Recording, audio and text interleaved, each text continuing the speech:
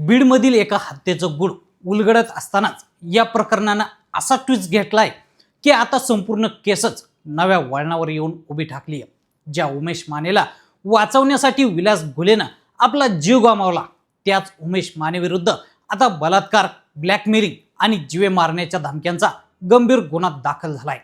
मग नेमकं सत्य काय? विलास घुलेचा मृत्यू हा पूर्वनियोजित कट होता की आत्मसंरक्षणात घडलेली घटना?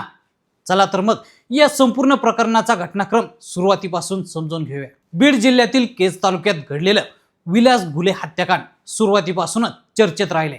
या प्रकरणात राजकीय आरोप झाले, आंदोलनं झाली, मुख्य सूत्रधाराला अटक करण्याची मागणी झाली। इतकंच नाही तर या प्रकरणात थेट बीडचे खासदार बजरंग सोनवणे यांच्या मुलाचं नाव समोर आल्यानं संपूर्ण जिल्ह्यात खळबळ उडाली। विलास घुलेच्या कुटुंबियांनी सातत्यानं सौरभ सोनवणेवर गंभीर आरोप करत खऱ्या सूत्रधाराला वाचवण्याचा प्रयत्न होत असल्याचा दावा केला। या मागणीसाठी केज शहरात मोठा मोर्चाही काढण्यात आला।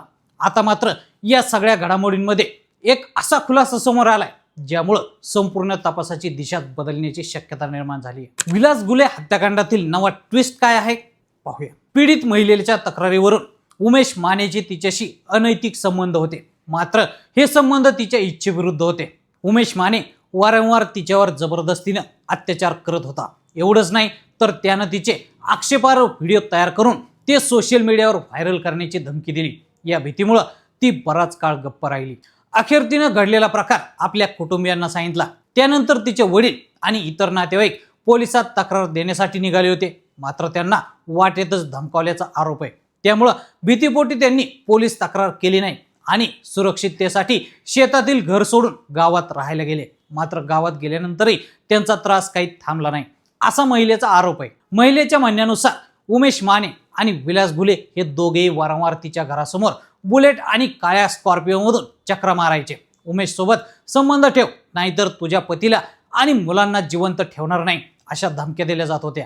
तिच्या तक्रारीत विलास घुलेचं नावही या धमक्यांमध्ये घेण्यात आलंय। त्यानंतर 20 जूनची रात्र आली। महिलेच्या म्हणण्यानुसार त्या रात्री पुन्हा उमेश माने आणि विलास घुले तिच्या घरासमोर आले। त्यांनी हॉर्न वाजवत शिवीगाळ सुरू केली आणि बाहेर ये, तुला खल्लास करतो अशी धमकी दिली। त्यामुळे तिचे वडील, पती आणि काही नातेवाईक आरोपींना समजावण्यासाठी एका हॉटेलवर गेले, मात्र तिथं बोलणी होण्याऐवजी वाद विकोपाला गेला। दोन्ही गटांमध्ये जोरदार हाणामारी झाली। काचेच्या बाटल्या, विटांचे तुकडे फेकले गेले। पीडित महिलेचा दावा आहे की उमेश माने आणि विलास घुले यांनी आधी हल्ला केला, त्यामुळे स्वतःचा बचाव करताना तिच्या वडिलांच्या हातून विलास घुलेचा मृत्यू झाला। दुसरीकडे विलास घुलेच्या कुटुंबियांचा दावा पूर्णपणे वेगळा आहे। त्यांचं म्हणणं आहे की ही हत्या पूर्वनियोजित कटाचा भाग होती। मुख्य आरोपींना वाचवलं जात आहे आणि तपास योग्य दिशेने होत नाही असा त्यांचा आरोप आहे। या हत्येनंतर केजमध्ये मोठं आंदोलन झालं, रास्ता रोको झाला। विलास घुलेचा मृतदेह तब्बल 9 तास पोलीस ठाण्यासमोर ठेवून नातेवाईकांनी निषेध व्यक्त केला। मुख्य सूत्रधाराला अटक करण्याची मागणी करण्यात आली। या प्रकरणात पोलिसांनी आतापर्यंत अनेक आरोपींना अटक केली। आता या सगळ्या प्रकरणात आणखी एक महत्त्वाची अपडेट घडली आहे। पीडित महिलेच्या तक्रारीनंतर केज पोलिसांनी उमेश माने विरुद्ध बलात्कार, ब्लॅकमेलिंग आणि धमकावल्या प्रकरणी गुन्हा दाखल केलाय। या प्रकरणाचा तपास सध्या पोलीस उपविभागीय कार्यालयाच्या पिंक पथकाकडून सुरू आहे। आता मात्र या नव्या गुन्ह्यामुळे अनेक प्रश्न उपस्थित होत आहेत। महिलेने केलेले आरोप खरे आहेत का? विलास घुलेचा मृत्यू खरंच आत्मसंरक्षणात झाला का, की या प्रकरणामागे आणखी मोठं षडयंत्र दडलंय? आणि सर्वात महत्त्वाचं म्हणजे या नव्या तक्रारीमुळे विलास घुले हत्याकांडाच्या तपासाची दिशा आता पूर्णपणे बदलणार का? या सर्व प्रश्नांची उत्तरं आता पोलीस तपासातून समोर येणार आहेत।